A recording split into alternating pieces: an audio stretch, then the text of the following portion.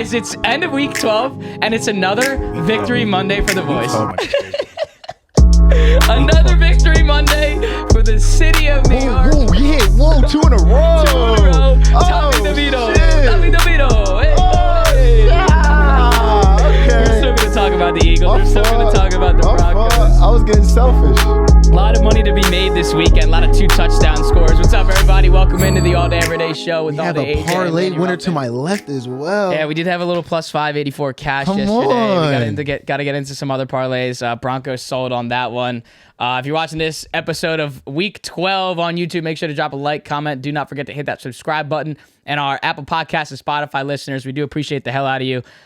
Give us those ratings. They do help us a long, long way. kiiLKenny is here. It's another Monday. What's up, Kenny? Thanks for all the love and support this Thanksgiving Day weekend. Just appreciate the hell out of you, man. What's going on? How you doing? What's up, man? You guys have a good Thanksgiving. It was a great weekend in the McAndrews household, man. Feeling very blessed, very, very thankful. It's the best time of the year.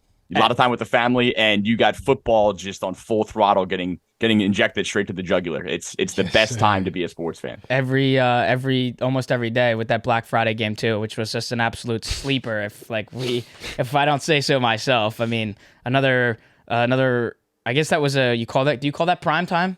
Because that was technically that would be an over. Friday at 3:00. I don't know if that counts as prime time.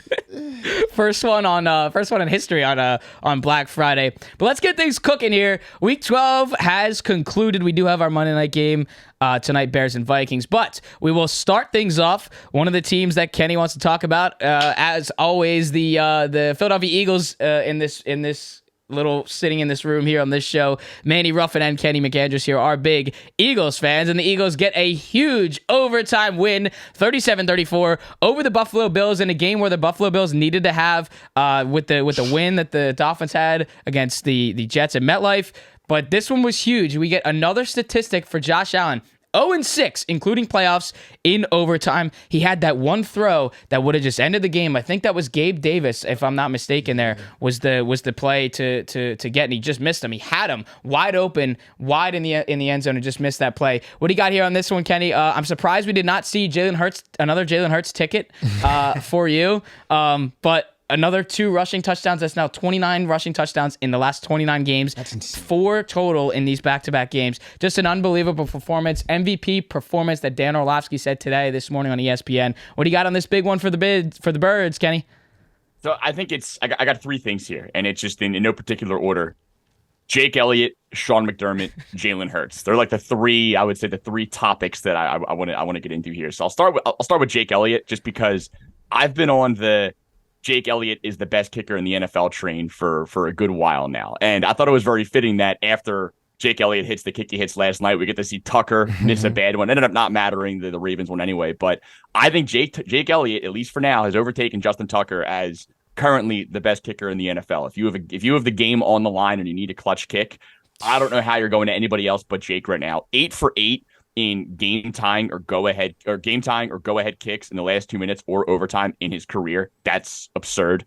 His second career 61-yarder hit this year, and then to hit that 59-yarder in those conditions last night, man, it is just, the dude has ice in his veins. He is one of the most, I think, just underrated players in the National Football League, and I think if people were sleeping on him after last night, they are certainly not. So shout out to Jake Elliott, and thank you, Sean McDermott, for putting on a coaching malpractice masterclass last night. I mean, I was sitting there stunned, man. So going back to the Elliott kick, we're rushing out onto the field to kick a 59-yarder in subpar conditions at best.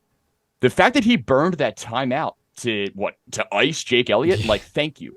Thank you very much. Thank you kindly. You gave us a little more time to set up, and you took a timeout out of your arsenal, and then you took the ball out of Josh Allen's hands. The last 2-minute sequence from Sean McDermott, I think will be the nail in the coffin to probably what gets him fired at the end of this season. To not let Josh Allen take a shot with a tie ball game, 25. You're on your own 25. You got 20 seconds left. You have a timeout. You should have had 2 timeouts if you didn't ice Jake Elliott. And I think any team, no team more than the Bills, could believe that it's possible to drive down the field in that short of time. Right. Patrick Mahomes did it to them with 13 seconds left in the divisional round of the 2021 playoffs. And I know that game essentially has broken Josh Allen's brain. I don't know how you take the ball out of his hands and don't give him a similar shot against us last night. It's again, as an Eagles fan, I sat on the couch just dumbfounded. I couldn't believe he used the timeout, and then I couldn't believe they needed out at the end. And then we've got the classic Sean McDermott soft zone coverage to just let Jalen Hurts pick him apart in overtime, and then the MVP, Jalen Hurts, stuffed it down their throat, walk-off rushing touchdown. I love this team. I love this guy. I love this city. Yeah, I mean, what a fucking win. I mean, listen, couple of things. Jalen Hurts is actually the best quarterback of all time when trailing. It's actually insane, statistically at least. I mean, I don't have the exact statistic, but it's actually ridiculous. It's crazy how I'm saying right now there's no other quarterback I'd want when trailing besides Jalen Hurts. I don't think I would have said that a couple years ago, but it's a reality at this point. This is another crazy, gritty win for the Birds, and something that I'm going to get to a little bit of a concerning point for me.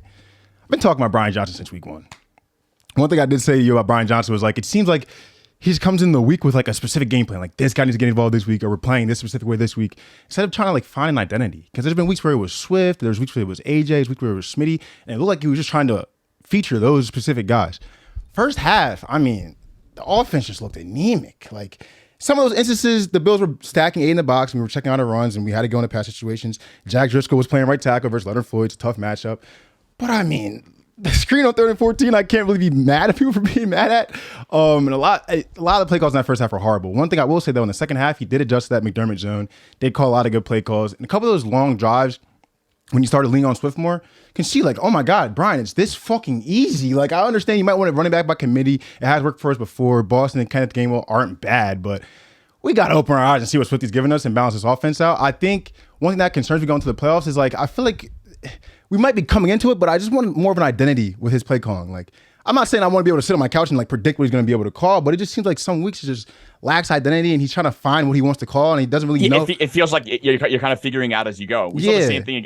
Like it was the same in the first half against the Chiefs last week. I mean, I think there was a stretch in that game in the first half where I think he called 6 screen passes in a row, and like 5 of them went nowhere. And I just he falls in love with that script, and it's just, again, sometimes it's as simple as, hey man, give DeAndre Swift the ball. I mean, I feel like he was non-existent, and then the first time I saw him touch the ball, it was like that 45-yard carry he had. So I hear you. I think if there's one frustration that has sort of bled from the last couple of games, it's been Brian Johnson. But like, hey man, I guess when you're 10-1, how much can you actually complain? And you score 4 touchdowns in your 6 drives in the second half. You know what I mean?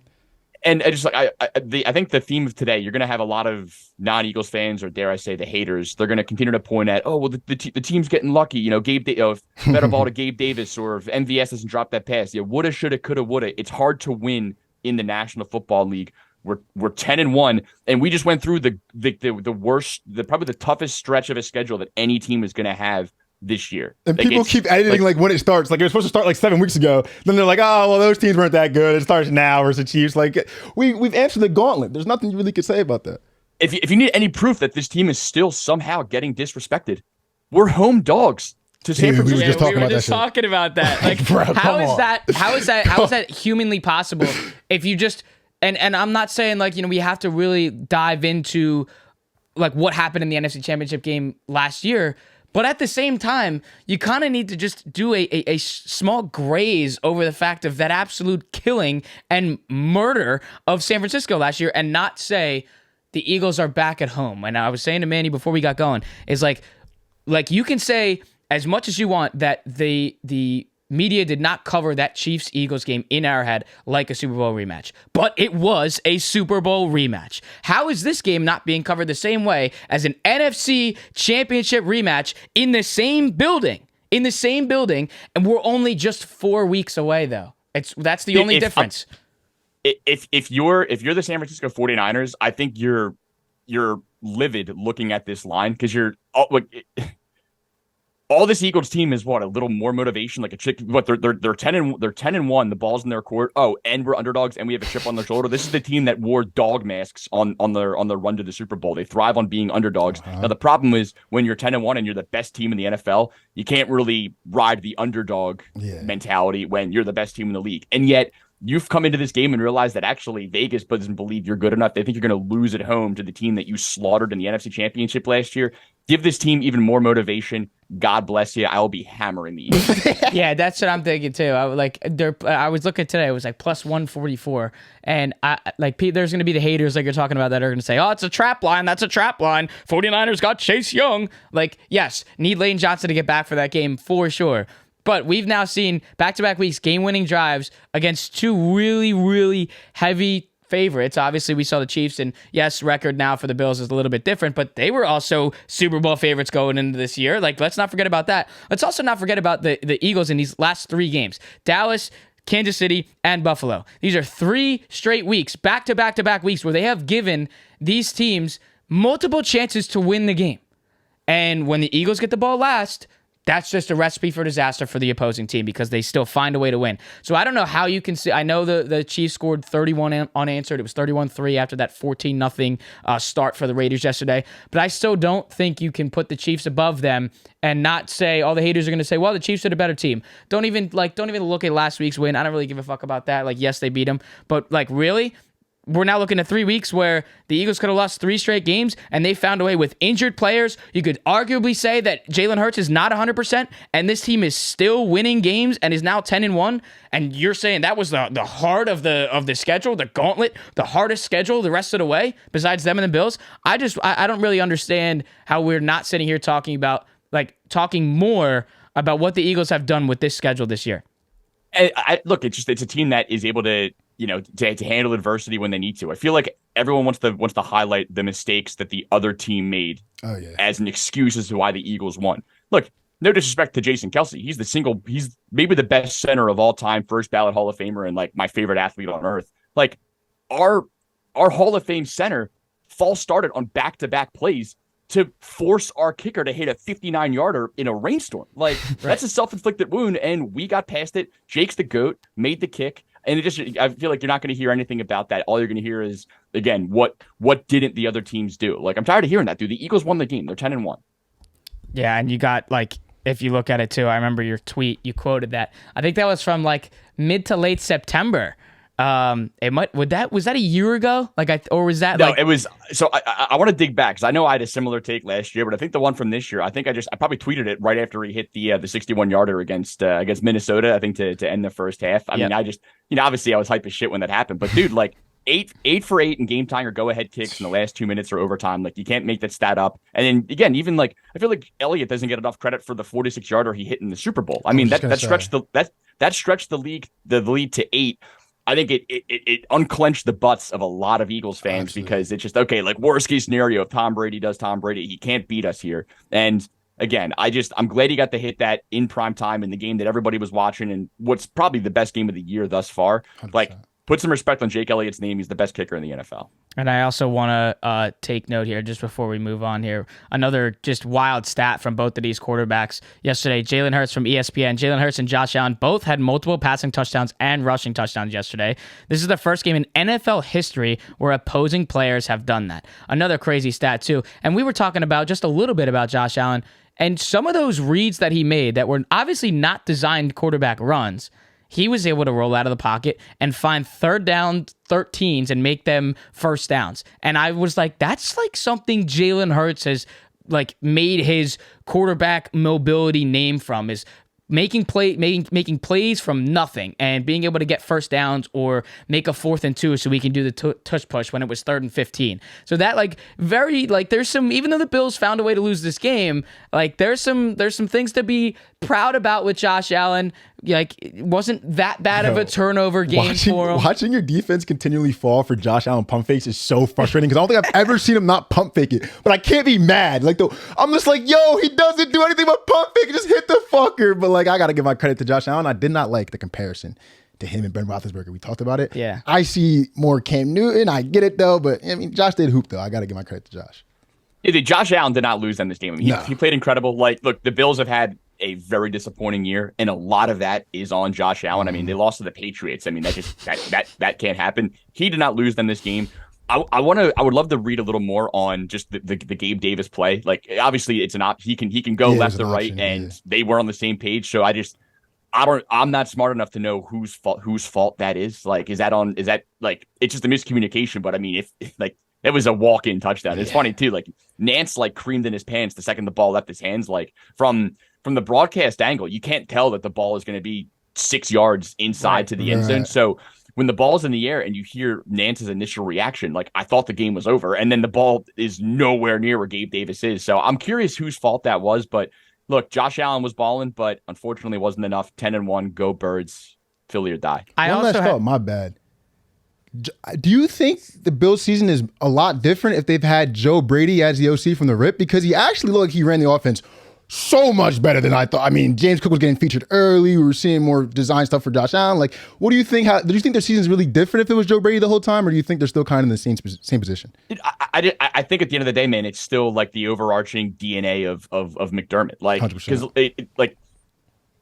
it wasn't a play. They didn't lose just because of play calling. They lost just because of overall just poor decision making. And again, I think you can just go back to the final sequence to end the fourth quarter, to not give Josh a chance there. And maybe you reconsider that if you have 2 timeouts, which you should have had if you didn't ice Jake Elliott rushing onto the field. So I think it all, at the end of the day, it comes back to Sean McDermott. He's a good coach. He's going to be in this league for a long time. He's not going to be like shamed for what happened with the Bills here, but it's just, this has clearly run its course. And I think if you're Josh Allen, I don't know how you can have faith in a head coach that doesn't have faith in you clearly and didn't give you a chance at the end of that game. I also have to just touch on like real quick on that last play call too with Gabe Davis. I think we've seen now in at least back-to-back weeks, especially in that Denver loss as well when they were at home. Why are we not going to Stephon Diggs in the most key situations possible? Why are we not going to go to our best receiver on the team in the most crucial moments of the game? That ball should never be going, and this is no disrespect by any means to Gabe Davis at all. Young receiver, like that's going to be your guy for a long time. Understandable. But in that play, that ball has to be thrown to Stephon Diggs. Gabe Davis should not be the only one running towards the end zone in that play. Diggs was on the sideline for a lot of third downs. A lot of them. I can't imagine that's entirely by design. He's got to be dealing with something. But even just like you'll see this a lot too. Like even if he's not like 100%, you have him out there as the decoy to at least right. At least pull some safety help over and let him run around, and at least him not being out there. If you're defense, you're salivating that he's not on the field because that's one less playmaker you have to worry about. Yeah, so that's where it just goes back to the initial point from this entire conversation of Sean McDermott not practice and not being faithful in your quarterback and your team down the stretch. But again, like you said, huge win for the Eagles, and cannot wait to touch on this NFC Championship rematch. And yes, it fucking is, Possible and they better preview talk as well. about it like that. And yeah, we're hammering the Eagles at plus 144. I bet you that goes up too. Insane. I bet you that goes up. It's 1.5 on the spread. That's ridiculous. 1.5. I think that'll be a pick 'em in a couple of days. There's no way that line stays there. I'd be very, very surprised if the Eagles were still getting points come Sunday. Yeah, there's just no way. That's why we got to rip that shit now. All right, moving over to MetLife and a team speak. We touched on the Patriots a little bit ago because this team beat the Buffalo Bills along with the Philadelphia Eagles. What do we have here? But they do not beat Tommy DeVito and the New York Giants. Tommy DeVito and the family there. It's like straight out of The Sopranos, the whole DeVito family. This is a nice one to have for the Giants, 10-7. I know I was talking to Manny a little bit before we got going here, and like Giants social media, New York social media going crazy by saying, I'm done being New York Giants fans because now this win here against this dog shit New England Patriots team just set us back 5 more years because now we dropped down to number 6 in the draft. What? Like, why? For me, I like, let's just be happy. Tommy DeVito just won back-to-back games, 4 touchdowns, over 400 yards, no goddamn turnovers. When was the last time we've been seeing that out of a Giants quarterback? No disrespect, Danny Dimes. Like, no disrespect there. This is a fun one to have for the Giants. Another shitty, like, rainy game here at MetLife. But let's highlight a little bit here. Jalen Hyatt, first game, over 100 yards in his career. Should not have taken this long. See that. I should not have taken this long. That's for damn sure. And the other thing, too, is like we've been seeing how fast his speed is, his route running. They all complained about it in like before the draft. I don't understand why he's not a deep threat every single game. We saw 2 or 3 times they target him down the field. That should be happening 2 to 3 times in a half every single week. We have our number one guy. No, they're not going to get Maserati Marv, but Giants fans, like, calm down. What do you got, Kenny? So we were talking before the show of like, hey, what games do we want to cover? And you were probably surprised when I said. I really was. When I said this game, but I mean, this is a a caricature of an NFL football game. I mean, this was one of the funniest NFL games I've ever had the pleasure of watching a good amount of.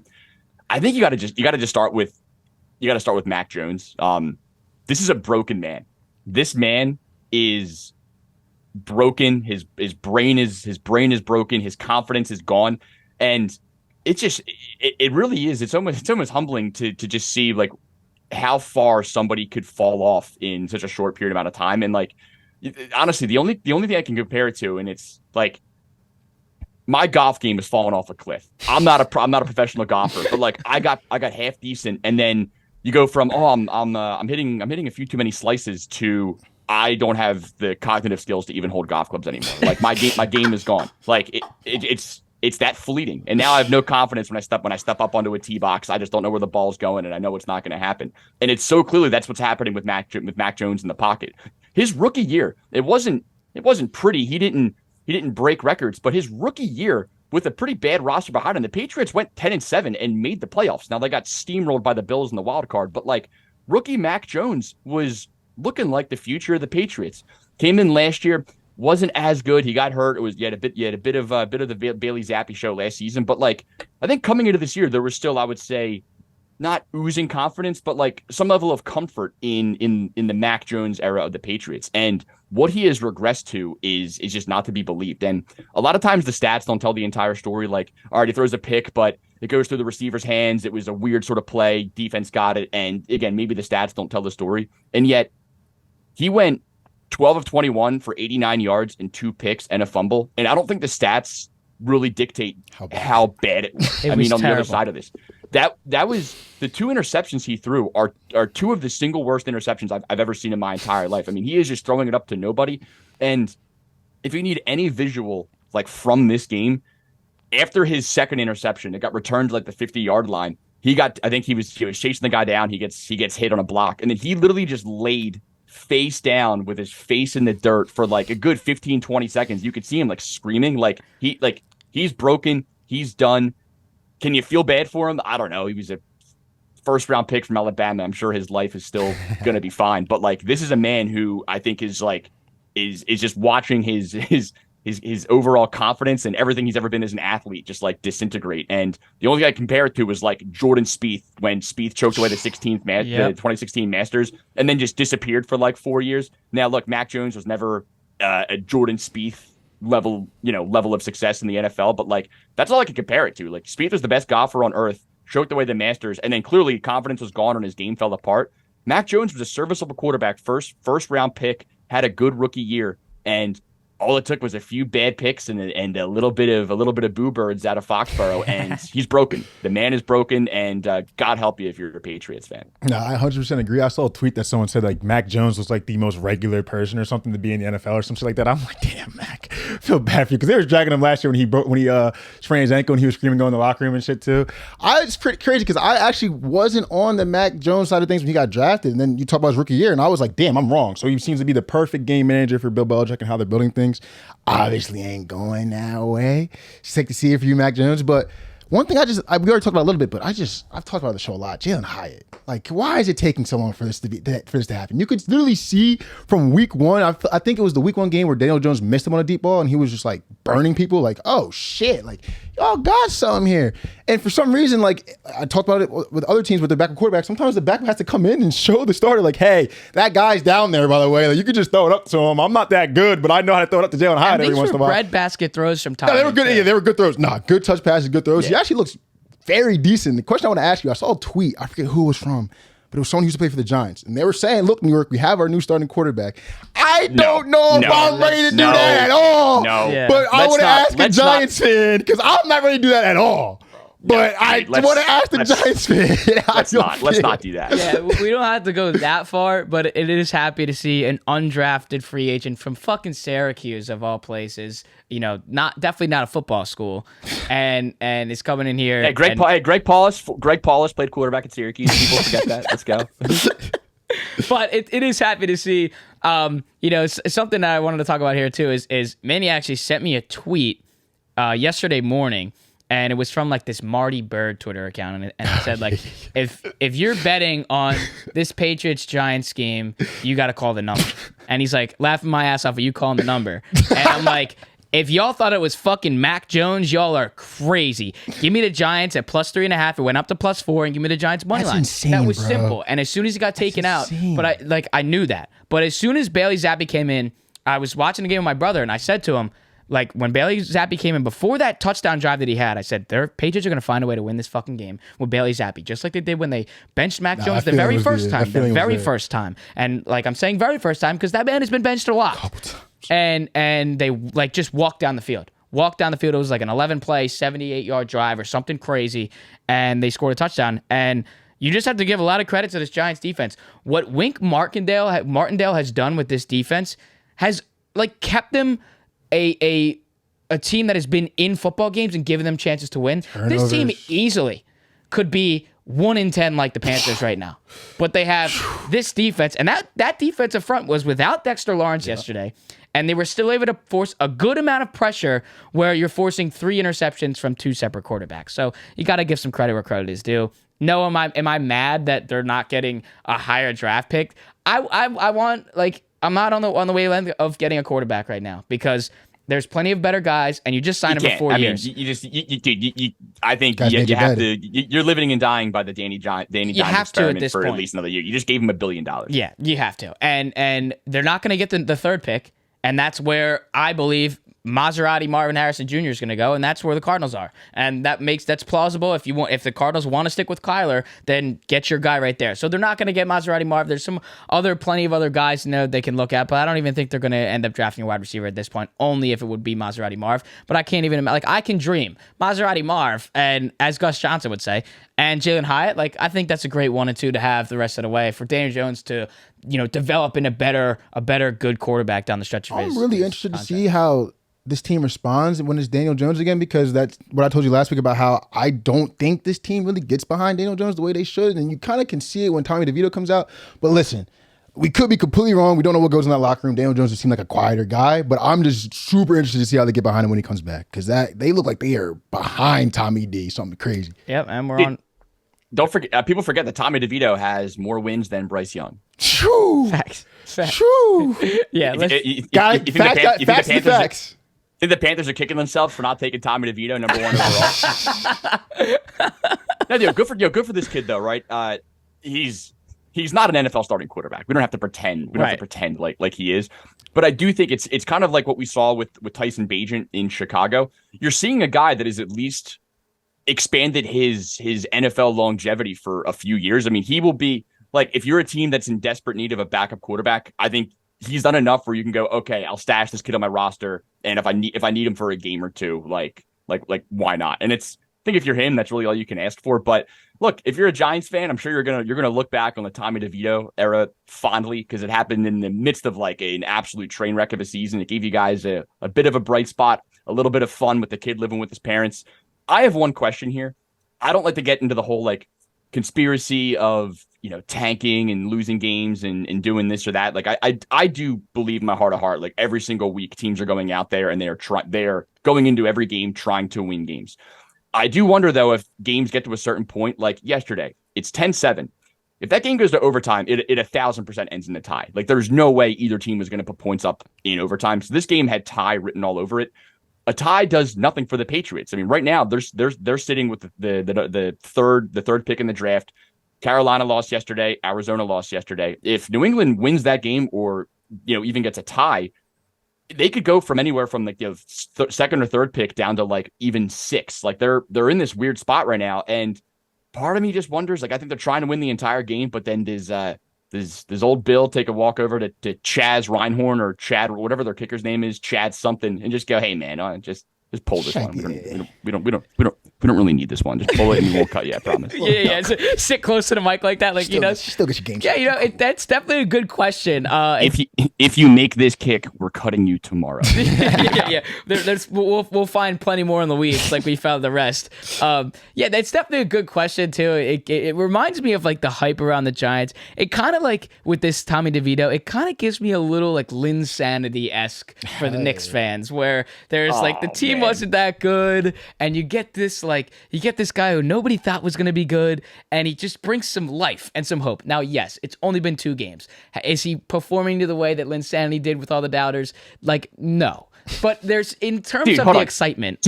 If you're going to compare this to Linsanity, the only way that this would be Linsanity would be if if the Giants played the Chiefs and then Tommy DeVito dropped 400 yards and beat Patrick Mahomes. Like, in that Linsanity stretch, like Jeremy Lin dropped 45 on Kobe. On Kobe, like, yeah. Like, I'm talking at least game winner. But I'm not using put that. some respect on Linsanity. I'm not taking away from I'm not comparing the full comparison of player to player. It's more of the hype that was around it, because year after year it's like the Knicks, lose again. Dead. Year after year with the Giants, it's lose again. And now there's just like, even if it's the smallest bit of happiness and hope, it's something that these fans can actually ride out the rest of the year without being like, let's dump in the towel, like go ahead and tank for a pick. And like you said, I'm not a big factor in that either. I don't like to watch my team like just tank out.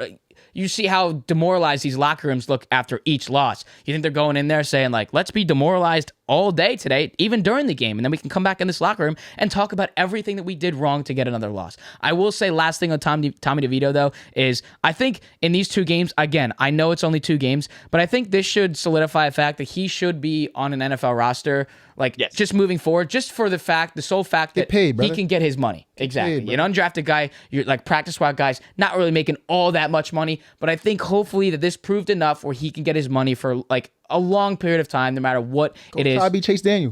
Go get some money and sit behind and be a good backup and a good leader. Okay, let's look. Blue Mountain State taught us anything, man. Backup quarterback is the single best position in the NFL. Go be Alex Moran. Go put the headphone in, hold the clipboard, collect the bag, and not have to really do anything. It's a great spot to be. 100%. It's a great spot to be. 100%.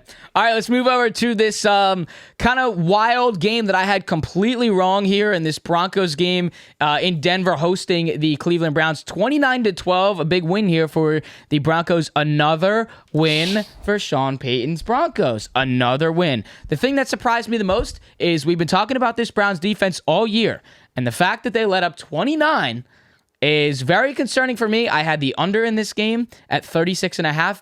If that under was going to cash, my parlay would have cashed for $2,000. That's the last leg I needed. So I was sweating this game. I was very upset when Broncos' first drive walked down the field and scored. And again, we talk about this defense.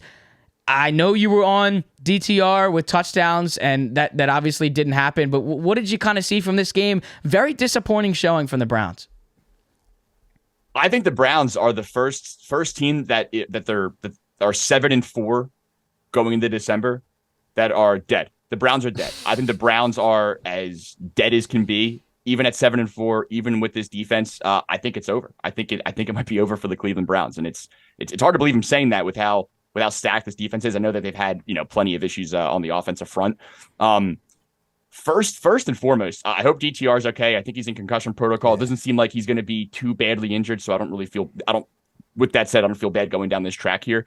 I legitimately thought he died when he got hit. I don't know. Yeah. I was watching this game. I had Red Zone on, and they were covering this game for a while. It was one of the first ones that come out at halftime, I think. The hit that he took, that was the first hit in the NFL, I think, in recent years, where I remember seeing, and I jumped out of my seat and like audibly gasped. Like my wife was in the other room and like thought something happened. That she asked if I was okay. I thought this dude died on the field. He got absolutely dump trucked, and I haven't seen a hit like that in the NFL in some time. I thought I'll say this, it looked pretty damn clean. It was a shoulder to like the upper chest. They caught the very bottom, I think, of the bottom of his chin strap, and with how bad it looked, I think you have to throw a flag there, and they ended up doing it. But I think he's going to be okay. But man, I think because of all the problems the NFL has had with concussions and lawsuits and whatnot, they had to very quietly retire the segment previously known as Jacked Up. Yeah. That would have been number one on Jacked Up 8 Yeah. weeks running. He got rocked. So hitting is still alive and well in the NFL. The Denver Broncos, I think, dude, right now, I just checked. I was curious what it was going to be. The Broncos right now are plus 150 to make the playoffs. Plus 150 to make the playoffs. They are alive and well. And Buffalo losing to us yesterday just opened the door for them even more. I think they played their cards right, man. They are going to squeak in as the last team to make it in the AFC. And again, it's not that I would be, I'm worried about I'd be worried about this Broncos team. It's just, I don't know if this is a team that you really feel like playing right now. I agree. In one game. You play them 5 times, you probably feel good about beating them 4 out of 5. But this is a team that is just finding ways to hang around in these games. Their defense is getting more and more electric each week. They're getting more control of their run game. Javonte Williams is doing some good work back there. I think they're going to continue to feature McLaughlin more and more as the year goes on. And they're a team that when they get the lead, they're very good at just grinding the clock down. The Russell Wilson game management is alive and well. He looks faster than he's looked in recent years. You kind of seeing vintage Russ on that opening drive.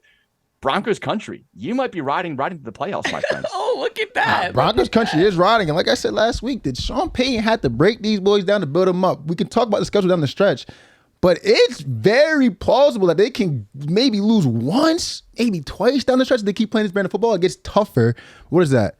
Texans, Vikings, Browns, Texans, Chargers, Lions, Patriots, Chargers, and you finish with in Vegas against the Raiders. They can realistically rattle some there. Yeah, I mean, realistically, going to be a big test next week against CJ Stroud and the boys. Fueled up after a loss.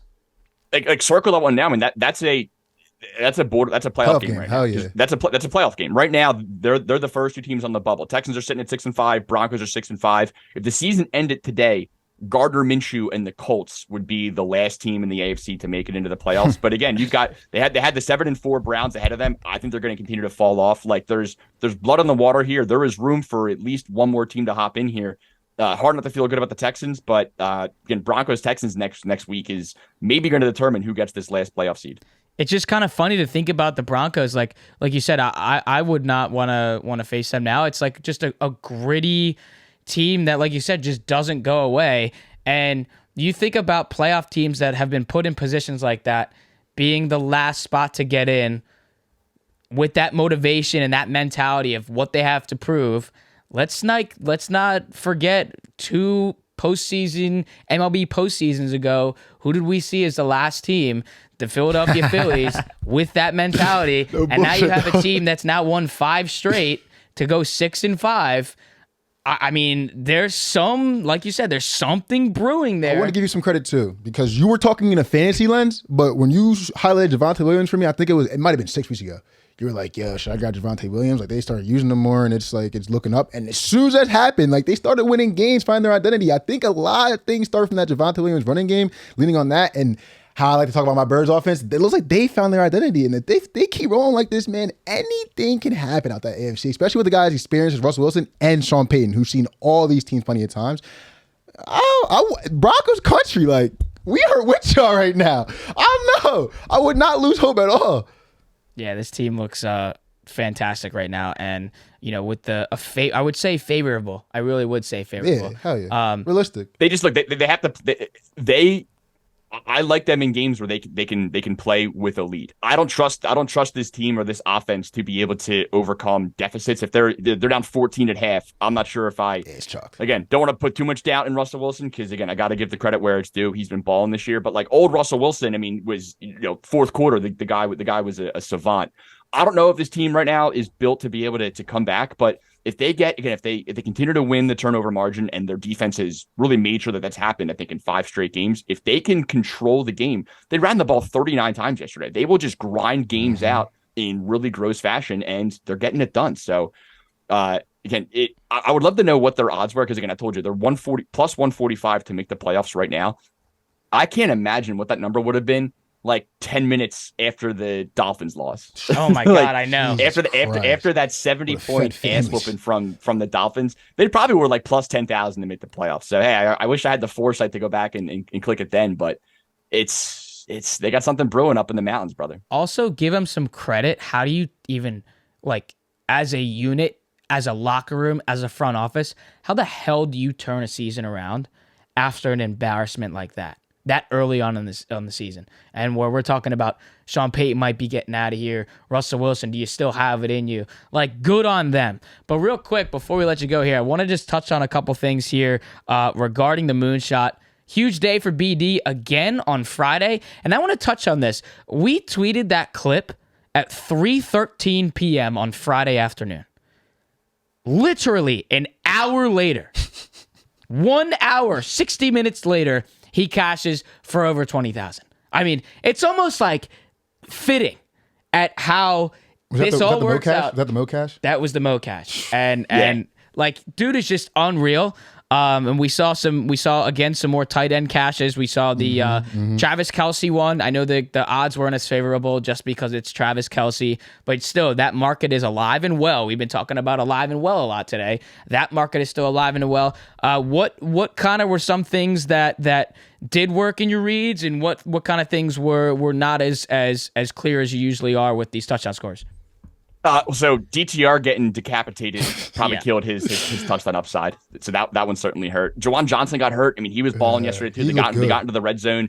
I think he also left with a concussion too. There was one of the plays where he got hit. He was down for a second, and then he got up. He didn't look wobbly or anything like that. And they were about to snap the ball, and then I guess the independent consultant came in and they stopped play, took him off. He never came back.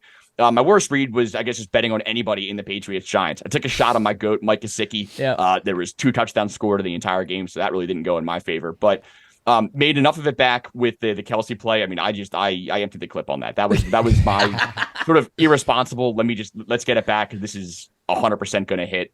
I gotta give credit to BMAT, man. BMAT has been legit cursed for like the last 2 weeks. I mean, the first 6 weeks of the year, he hit a minimum of 2 plus 1,000 parlays every single week. And he's only putting out 3 or 4, right? So his hit rate was insane. And then he has just been snake bitten in the last couple of weeks, like losing by 1 leg by half a yard. He got hooked on a couple of these. So it was just like the dam was getting backed up. He was due for let's see the ball go through the hole. And he had 2 awesome plus 1,000 bangers yesterday, and we needed Lamar Jackson touchdown for another 25-1 to bring it home. That would have been pretty cool, but I was just happy to see BMAT get back where I know that he wants to be. It just, you could tell he was like, it's so frustrating in this game when you feel like you're doing the right things, the reads are there, and you just look like there is a luck factor to this, right? 100%. Like you got to put yourself in the best position to make money, and almost, again, you have to rely on a little bit of luck going in your favor or just not getting unlucky. He'd been getting unlucky pretty egregiously the last couple of weeks. So to see him turn that around this week, the gang needed it because I certainly didn't have my best stuff. So shout out to BMAT, and BD has just been a money machine now for 3 weeks and counting. And man, I hope he keeps this going. Dude, and the big thing too is I loved the, you're at your real GOAT, the realest GOAT of Braxton Berrios.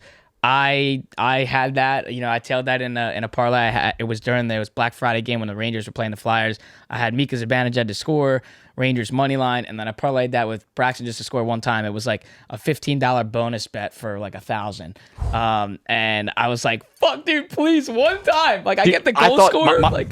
My thought there was, look, I thought they were going to throttle the Jets, and they did. I'm like, and if they're throttling the Jets and, they're still, again, like, this is a team that hasn't really taken their foot off the gas. Again, we just talked about they hung 70 on Denver earlier in the year, right? So this team will continue to score even if they're up by a lot. I thought, hey, man, if they get down there, if he doesn't house a punt or anything crazy like that, if they're in the red zone late and they're up a bunch, maybe they get the guy another TD back in MetLife, little Braxton revenge game. So his hottie Alex Earl could put something on her TikTok and say, my NFL man scored. It wasn't meant to be. And maybe the moral of the story here is just stop going back to your old guys, because Braxton, Juwan, and Gesicki all sold me in the span of like 4 days. Well, I think maybe it's just, you know what, man, what's working? Jalen Hurts. Just bet Jalen Hurts every week. Even if he's minus 165 to score, just do it. And like the with the 2 touchdowns again. But I think the biggest read that I liked in that Braxton play too is you had him as last touchdown scorer as well. That was like 3,300 or 3,500, and like that's just something that like, as like that, like you're saying, sharp, like just as a casual bettor, just a fan of football, like that's something I never would have looked at. But when it's broken down like that, like you just said, games that are high scoring in points, they'll just bring him in to get a revenge touchdown. Like, that's just a sharp read. That's sharp. And like, that's why these guys would have been press. sharper if it actually happened. But but yeah. I think that the takeaway The there, read man, was is that sharp. last touchdown, I think, is a fun one that I think people could put a little more thought into. It's just, if you think a game is going to be a total blowout, we saw it last year with a few, like, if the third string running back is a rookie, maybe he hasn't gotten a lot of touches yet this year, and it's time for them. Like, I'm usually looking at Sunday morning, like, actives and inactives, like, which rookie third stringer is on the active roster today that could potentially get some touches if the game gets out of hand in either direction. And I don't really bet first touchdowns. I think first touchdowns are like, there's not a narrative or a game script that leads to a first touchdown. It's just, hey, this guy might get it, this guy might not. At least with last touchdown, there is some kind of a game script that you can work into it. Now, again, it's nothing but dumb words if you don't make any money off of it, but it's a fun market that I think people should put a little more thought into, because the last touchdown odds are way more juicy than first touchdown odds. And I just think, like, they're both relatively unpredictable. I think last touchdown is at times slightly more predictable, and it's usually like 3 or 4 times more valuable. So if you like hunting these markets and you're looking for bombs, mess around with last touchdowns, man. They're pretty fun. Yeah, that sounds like just another sharp read from kiiLKenny. Well, Kenny, that's all we got for you today. Thank you for week 12. The kiiLKenny was fantastic, by the way. Just had to mention that at the Guinness factory there. Oh yeah, what did you think, man? I give me your honest read. It could be called like goat piss, and it would be my favorite beer in the world. It has nothing to do with the name value or the name at all, but it is a absolute delicious pint of brew. It really is. Yeah, it was fantastic, and it was just funny seeing it, and I was just looking at the board, and I'm like, there's just no way. Like, there's no way. And then we did the whole tour and everything, and it came back, and I'm like, yeah, I'll just have 1 million of these, please. Thank you. So, yeah, appreciate the shout on that. Thank you for week 12. Yes, we will sir. see you in week 13. As always, for you, I'm not going to say the GOBIRDS because I'm a Giants fan, but y'all can say that yourselves. Thanks again, kiiLKenny. Week 12 in the books. Ladies and gentlemen, CEO and founder of the Moonshot, Kenny McAndrews. Alex, Manny, always a pleasure, boys. Go Take Birds. care, baby. Go fucking Bears, baby. All right, we'll keep it rolling here. We are not going to be touching on a lot of these games. Again, you got to figure, like, for Thanksgiving Day games, we're just going to do some closing thoughts here. Plenty happened in week 12 for us to take note of here. But wait, am I talking week 12? Like, this is week 11? Week 12. This is week 12. I think this was week 12. Last week was week 11, right? Like, am I being dumb? No, bro. The week spun together in this. Week 12. Yeah, I'm right. I don't know what the hell's going on. Week spun together. This happens all the time. Once you told me, is it not week 12? I thought I was tweaking. Yeah, like, so. Because I've done that a couple of times too, by the way. Right. On this show. But yeah, so we had some fun with the 3 games that we really wanted to dive into. We're just going to give some closing thoughts here. Like, we'll start with Thanksgiving games. We saw the 3 games. It was a relatively fun slate. Obviously, the Lions always play first. Packers, Lions, and then the Commanders getting blown out by the Cowboys. And then that CMC masterclass, as usual, in the big win over the Seahawks. What are the thoughts here? We have to reconsider the Thanksgiving Day scheduling.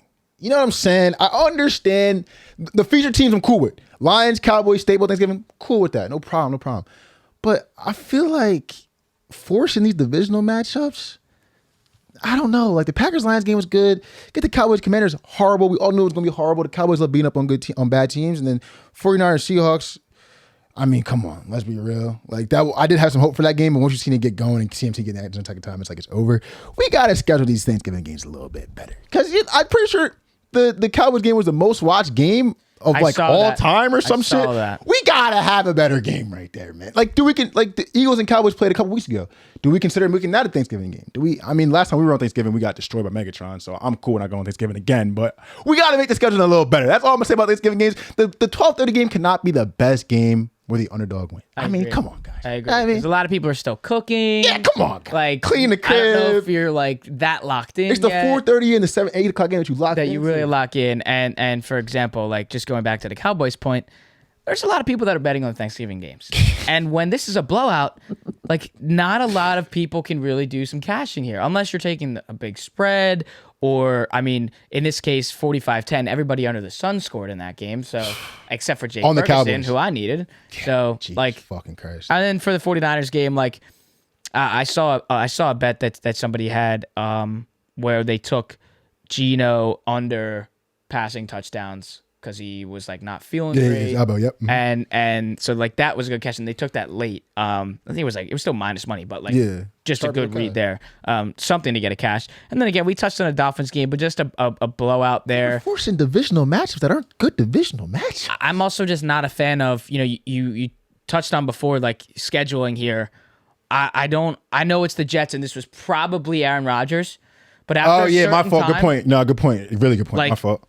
With really the only game on the slate on Friday, we were potentially going to see Aaron Rodgers and the Jets versus Tua. That would have been a banger. Mikey and the boys in Miami, and that definitely would have. But like at some point, don't we start thinking like, do we do some flexing?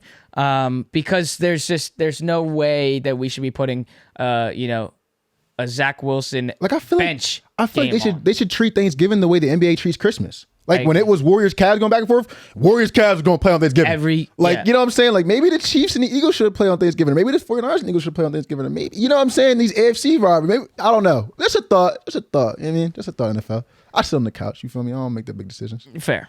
All right, let's do some little closing thoughts here on the Steelers. We see the Matt Canada 400 yards of offense. And that's just incredible. Steelers offense from ESPN here. Steelers offense gains 400 or more yards for the first time in 58 games. Holy fuck. So we're 7-4. We got rid of our OC that sucks. We put up 400 yards. Deontay Johnson looked good. Najee looked good. Pat Freiermuth got the ball finally. Listen, we were talking really bad about this bad Steelers team now. Were they an OC change away from activating it? I know we beat Jake Browning and them. We only put up 16 points, but 400 yards. Listen, we took like a half a step in the right direction. I'm Kenny Pickett look good too. Very happy. But we got to score more than 16 points. You know very happy to see what this team can do down the stretch. Still in that, probably going to be second place in that division. Win it. Like they could. It sounds crazy, but they could win the division. They could. You just touched briefly on the schedule down the stretch for the Pittsburgh Steelers. Cardinals, Patriots, Colts, Bengals, Seahawks, and Ravens. That's like doable. I don't see how we're not doable. I don't see how we're not going bettable. 3 straight wins. Cardinals, Patriots, Colts. You get the Bengals at home. That's 4 straight wins because it's still going to be Jake. And then you're in Seattle and in Baltimore. Even if you give him those 2 losses there, you move to what? You're 7-4 now. That would be 1, 2, 3, 4 more. You'd be 11-6 on the year. It's actually shocking that there's a chance that Ravens Steelers game at the end of the season could be for the division. Could be for the division. Actually shocking. January 7th, circle your calendar, folks, because Steelers Ravens could be for the division January 7th. Let's keep that on the radar there. Okay, some more closing thoughts here. I keep fucking up that phrase there today. Let's touch briefly on the Ravens and the Chargers. This was wild in the first quarter. We saw that controversial no call on the late hit out of bounds where Justin Herbert got cracked. I do think that should have been called, but as a Ravens money line holder for a big parlay, I was happy that it was a no call. Ravens, like, I understand your defense held the Chargers to 10 points and their only touchdown came in the fourth quarter, but that touchdown, like, that made it a game. It was now 13-10. That was a game where, like, Ravens should not have let it get to this point. Like Zay Flowers, like that's a dynasty guy for me. Very happy to see that. But you gotta give some tips to the Caps to the Ravens. They're 9-3. I mean, the Ravens defense looks special. Jadeveon Clowney looks like he's a fucking he's a late bloomer. Like, I mean, this is the best we've seen Jadeveon Clowney since South Carolina. The Ravens got some. You know what I'm saying? We're talking about the Steelers going that division, but they've shown just as much as the Eagles that they can win games in multiple ways, and this is a different game for them to win. We got to improve our primetime product, guys. Yeah. This is getting old. It's getting really old. So, like, let me touch on that then. So, like, that game gets 30 points. Are you but the kidding goddamn me? Browns can't cover an under at 36.5. Are you kidding me? Like, bro, I understand, like, we can blame the primetime shit, but, like, Ravens should be scoring another. That should be 27-10. We hit the over on that. Now the rigged allegations that have been coming heavy recently. I'm not with it. Like, I'm down to joke about it. Obviously, we joke about it a lot on the show. I don't think it's rigged, but I mean, goddamn, how is the only like good primetime game the one where it was goddamn Super Bowl rematch? Like, we gotta be able to do better than that, guys. Yeah, we got to do better. We'll do I want to do kind of.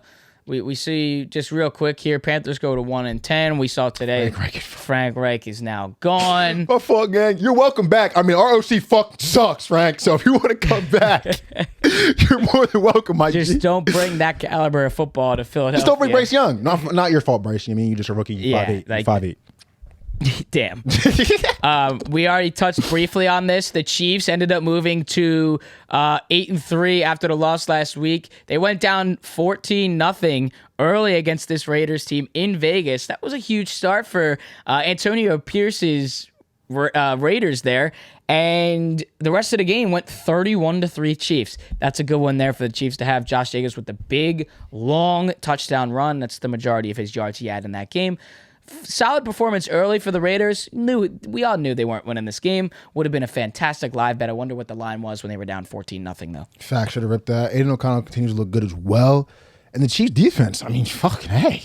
Yeah. I mean, when we declared this team dead on the podcast last year, it was the defense that turned the season around. And now it's the defense again that could possibly take it back to another Lombardi. Like, I actually enjoy because there was so much attention from my standpoint on Pat Mahomes to start the season, which was like, I mean, you got to get over it, bro. You know what I'm saying? I'm a little pissed off from February. You got to get over it. And you know what I'm saying? I got to get over it. Andy Reid turning this team from an offensive juggernaut to a defensive juggernaut has been really cool to see. Shout out Big Red. I love you, baby. Thank you for getting us a W too. But keep doing your thing down there. I see y'all. 100%. I see y'all. And the last game that we will give some closing thoughts on here in Week 12 is the Jaguars and Texans. In two separate parlays, I did have the Jaguars money line. I didn't think the Texans were going to get this done. I have Jaguars in a bunch of futures too, so I'm a little bit of a home backer with that. But hey, listen, like they had this game. There was no reason that this needed to come down to a long field goal, like doinking off the crossbar.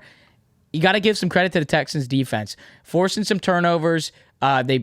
They put Trevor Lawrence in some awkward positions all day long, and they were able to stop the run. And they made some that play at halftime, had the ball on the 3-yard line. You do a little handoff to ETN, and that does not go in. That was a huge stop there. This was a game that the Texans really had, and you just got to give some credit to Dougie P. A couple fourth down calls, good coaching there. Calvin Ridley coming back out of his shell again. We keep saying it every week, but the connection has still been there. It's continuing to grow with Trevor Lawrence and Ridley. And this is a fun, sweaty win in Houston on the road for the Jaguars.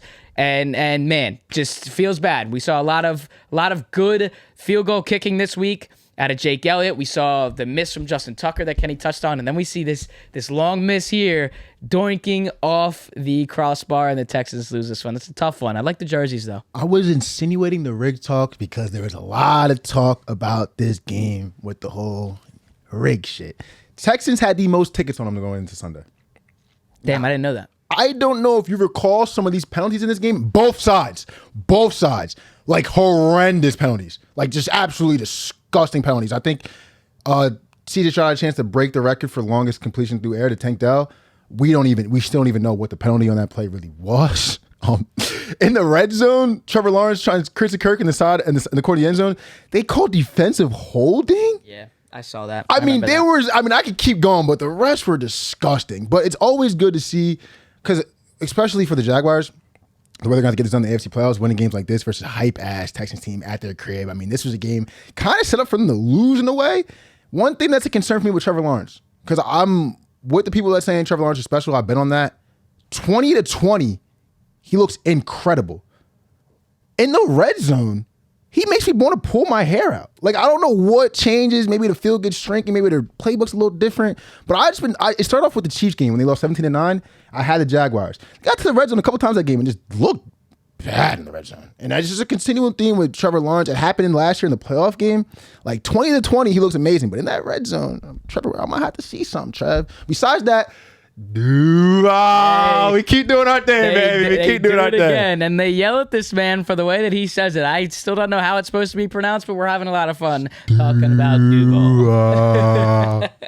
Ladies and gentlemen, thank you for being along for this fun ride of Week 12. A little bit different for us as well, so we appreciate that you was being fire here. improv at the end for us. Yeah, that was good on the boys in front of the cameras and the mic. So let's talk about the production crew on that out of the two of us here. LOL. If you watched this Week 12 on YouTube, make sure to drop a like, comment, and do not forget to hit that subscribe button so you're not missing out on any new reaction bullshit, shows. Y'all got a treat. 46-minute segment with Kenny.